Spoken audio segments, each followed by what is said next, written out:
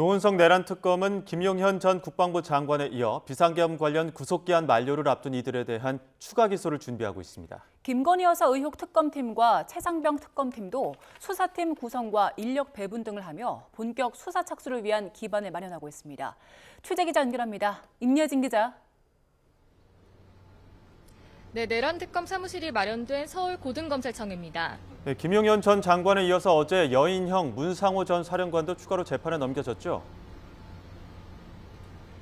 네, 군검찰은 어제 내란 특검과 협의해 오는 30일 석방 예정인 여인형 전 방첩사령관과 다음 달 6일 풀려날 문상호 전 정보사령관을 추가 기소했습니다.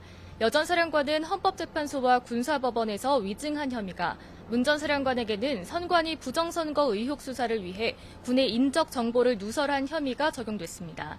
문 전 사령관 지시로 제2수사단에 배치될 정보사 부대원 40명의 명단을 작성한 김봉규, 정성욱 대령도 같은 혐의로 함께 재판이 넘겨졌습니다. 이 밖에도 이진우 전 육군 수도방위 사령관과 박안수 육군 참모총장 등 비상계엄 관련 인물들의 구속기한이 얼마 남지 않은 상황인데요. 내란 특검팀은 추가 혐의점이 있는지 판단하기 위해 기록을 검토하고 있다고 설명했습니다.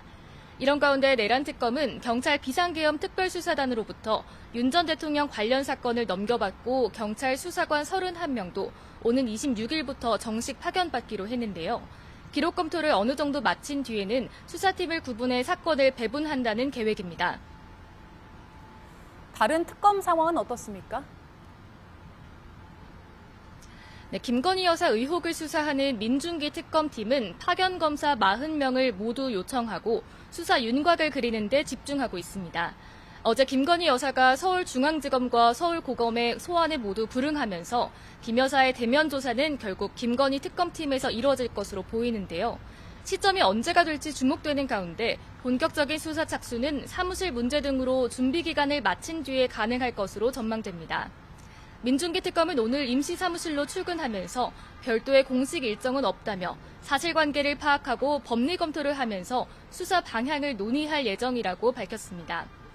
마지막으로 최상병 수사 외화 의혹 사건을 맡은 이명현 특검은 오늘 오후 2시쯤 고위공직자 범죄수사처를 방문할 예정입니다. 오동훈 공수처장과 면담하고 인력 파견 협조를 구한다는 계획인데요. 앞서 이 특검은 최상병 사건을 수사했던 차정현 부장검사 등 수사팀 파견을 요청할 거라는 뜻을 밝히기도 했습니다. 이 특검은 또 경찰과도 인력 파견 협의가 진행되고 있고 검찰에서도 지원받는 걸 고려하고 있다고 설명했습니다.